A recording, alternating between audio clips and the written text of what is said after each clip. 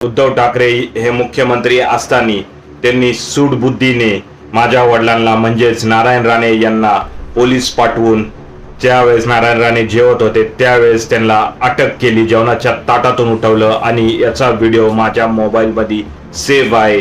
जोपर्यंत याचा मी बदला घेत नाही म्हणजे उद्धव ठाकरे आदित्य ठाकरे यांना जेलमध्ये पाठवत नाही तोपर्यंत मी हा व्हिडिओ डिलीट करणार नाही, अशी शपथ नारायण राणे यांचे पुत्र व भाजपचे मंत्री नितेश राणे यांनी घेतलेली आहे. एखाद्या हिंदी पिक्चर सारखं बदल्याचं राजकारण महाराष्ट्रामध्ये चालू झालं आहे आणि हा महाराष्ट्र आता कोणत्या दिशेला जात आहे याची चिंता आता नागरिकांना सतवत आहे की राजकारण्यांच्या या सूडबुद्धीच्या भावनेने जनतेकडे मात्र दुर्लक्ष होत आहे की काय, अशी ही प्रतिक्रिया सोशल मीडियावर उमटत आहे. काय वाटतंय या सगळ्या राणे विरुद्ध ठाकरे दुश्मनीच्या राड्याबद्दल कमेंट करा.